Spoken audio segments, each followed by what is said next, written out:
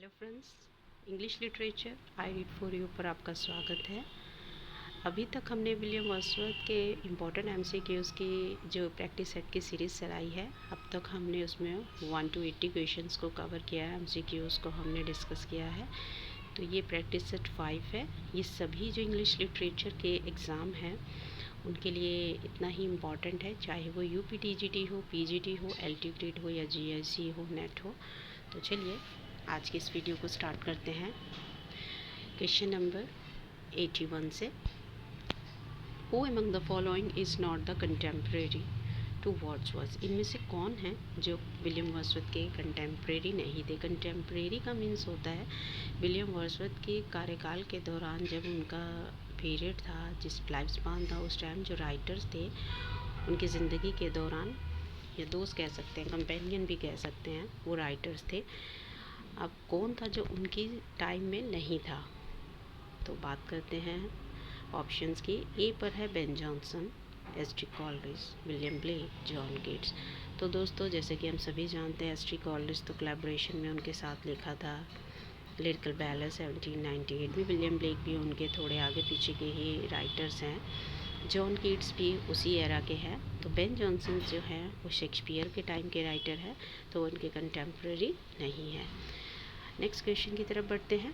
Parents of Wordsworth के parents को जान लेते हैं, क्यों। तो देखते हैं, John Shakespeare, Mary Arden, senior Milton, Sarah Jeffrey, John Wordsworth and Cookson, Thomas Keats, Frances Jennings. तो देखें, नाम से ही हम अच्छे से समझ पा रहे हैं कि इनमें कौन किसके पेरेंट्स हैं। शेक्सपियर है, जॉन शेक्सपियर, और मैरी आर्डन विलियम शेक्सपियर के पेरेंट्स हैं। सीनियर मिल्टन, सारा जेफरी जो है वो जॉन मिल्टन के पेरेंट्स हैं। Thomas Keats and Frances Jennings वो जॉन कीट्स के पेरेंट्स हैं। तो विलियम वर्ड्सवर्थ के जो पेरेंट्स हैं वहाँ John Wordsworth and Cookson. Move to the next.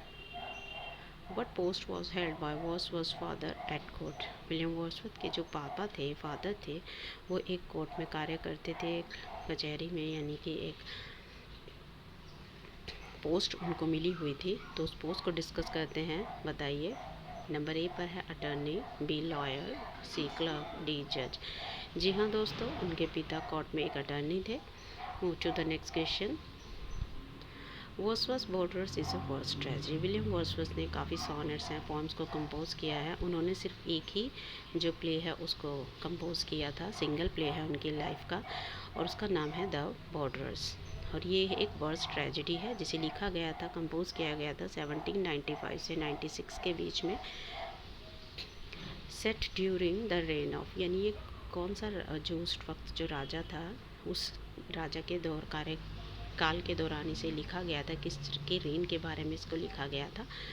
King Henry first, second, king Henry third, king Henry fourth. तो राइट आंसर है किंग हेनरी थर्ड। चलिए अगले क्वेश्चन की तरफ बढ़ते हैं। Which river figures in Tintern अबे। टिंटन अबे उनका एक ड्रामेटिक मोनोलॉग है, बहुत ही खूबसूरत एक रचना है, और इसको ब्लैंक वर्स में लिखा गया है। तो इसमें एक रिवर का जिक्र किया गया है, तो वो रिवर है दोस्तों वी, याद रखिएगा वी। Move to the next question. Wordsworth immortality ode contains stanzas. William Wordsworth की एक बहुत ही खूबसूरत ओड है, इरेगुलर ओड है, पिंडारिक ओड की कैटेगरी में आती है। तो उसमें टोटल कितने स्टैंजास जो हैं उन्होंने लिखे हैं, तो इसमें लिखे हैं उन्होंने total 11 stanzas. Move to the next.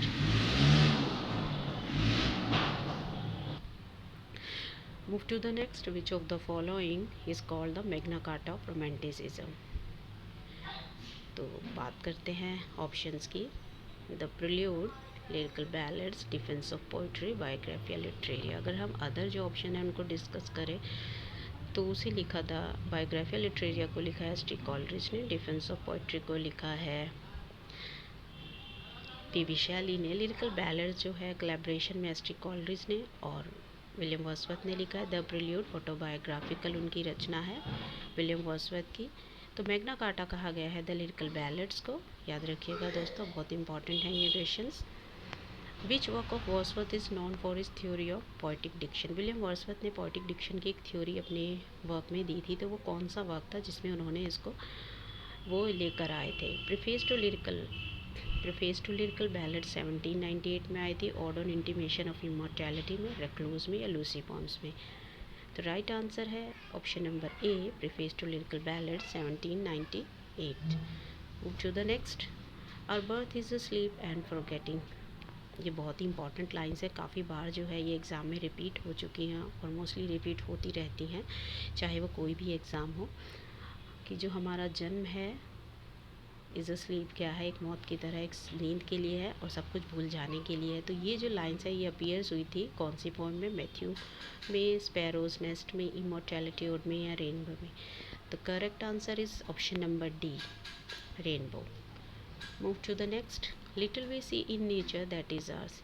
ये भी वो दोस्तों बहुत फेमस लाइन्स है, काफ़ी बार जो है रिपीट हो गई हैं। तो ये जो लाइन्स है ये किस में आती हैं, daffodils, Tintern Abbey, the world is too much with us, tables turned. जी हाँ, करेक्ट आंसर है the world is too much with us. Move to the next. An evening walk and descriptive sketches were written by. किसके द्वारा लिखे गए हैं, Wordsworth की बात हो रही है तो ऑब्वियसली वर्ड्सवर्थ ने ही इनको लिखा है। ये उनके अर्ली वर्क है, 1792 और 3 के दौरान इनको लिखा गया है।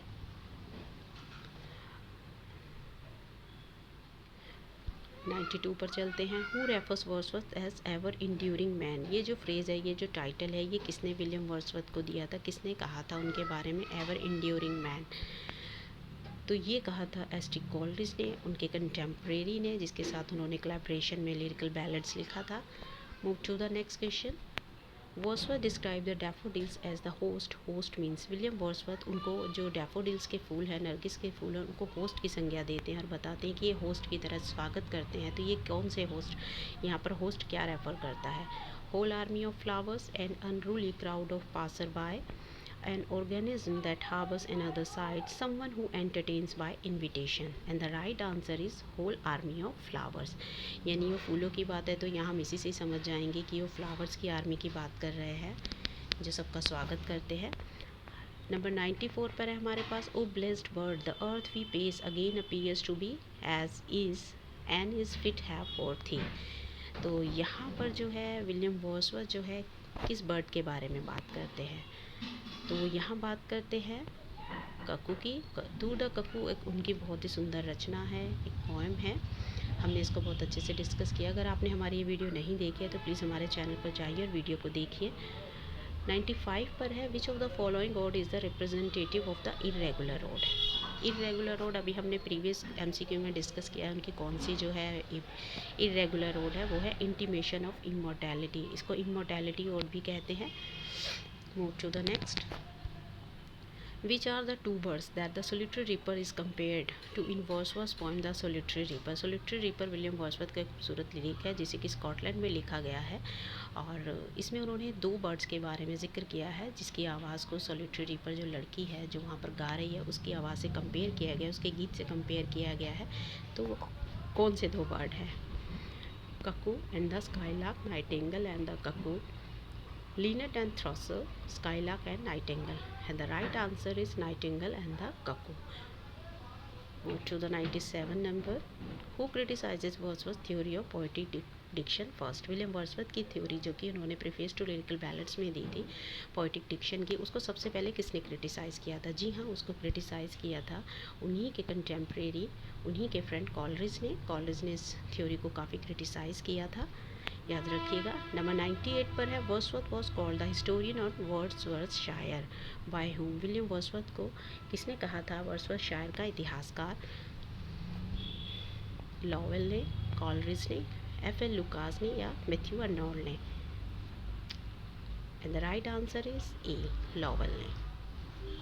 Move to the 99. A large portion of Wordsworth's work is. William Wordsworth का अधिकतर जो भी रचनाएं उन्होंने की हैं वो ज़्यादातर क्या थी? इंस्पायर थी, अनइंस्पायर्ड थी, इमिटेटेड थी, नकल की हुई थी या फिर उधार ली हुई थी, यानी किसी से बोरो की गई थी। तो राइट आंसर इज़ अनइंस्पायर्ड। उनकी जो अधिकतर रचनाएं थी वो अनइंस्पायर्ड थी। ऐसा नहीं था उन्होंने किसी राइटर से उनके वर्क से इंस्पायर होकर किसी वर्क को लिखा हो, तो वो सभी अनइंस्पायर्ड कैटेगरी में मानी जाती हैं। Move to the last question of this series. तो ये 100 नंबर का क्वेश्चन है, ये कि इस सीरीज़ का इस प्रैक्टिस सेट 1 to 5 का लास्ट क्वेश्चन है। इसको डिस्कस करते हैं, देखते हैं। Wordsworth compare the stretch of daffodils in his poem daffodils. William Wordsworth ने जो उसके नरगिसी फूल है, नरगिस डैफोडिल्स पोएम है, उसमें फूलों को किससे कंपेयर किया है, क्या बताया है? Swarm of birds in the sky, twinkling of stars in the Milky Way, strew leaves in autumn, floods of waves in ocean. And the right answer is B, the twinkling of stars in the Milky Way। यानी कि फूल जो इस तरह फैले हुए हैं जैसे कि सितारे मिल्की वे में फैले रहते हैं और चमकते रहते हैं, वो फूल भी हवा में ऐसे ही सरों को अपने हेड को टॉस कर रहे हैं, हिला रहे हैं। तो मानो ऐसे प्रतीत होते हैं जैसे कि मिल्की वे जो हमारी गैलेक्सी है उसका नाम है, तो आकाशगंगा में सितारे ऐसे ही झिलमिला रहे हैं जैसे फूल। तो यहाँ पर उनको इस तरह की संज्ञा दी गई है, उनके स्ट्रेच को, उनके फैलाव को इसी तरह से बताया गया है। तो यहाँ पर ये जो है हमारी वीडियो एंड होती है और ये प्रैक्टिस सेट ख़त्म होते हैं। आई होप आपने सभी प्रैक्टिस सेट को देखा होगा, बार बार वीडियोस को देखिए। और ये क्वेश्चन से हैं दोस्तों, बहुत ज़्यादा इम्पॉर्टेंट हैं। ये हमने अपने पर्सनल नोट से आपके लिए प्रिपेयर किए हैं। तो आज की वीडियो में इतना ही, मिलते हैं नेक्स्ट राइटर के साथ, नेक्स्ट वर्क के साथ। तब तक पढ़ते रहिए, खुश रहिए।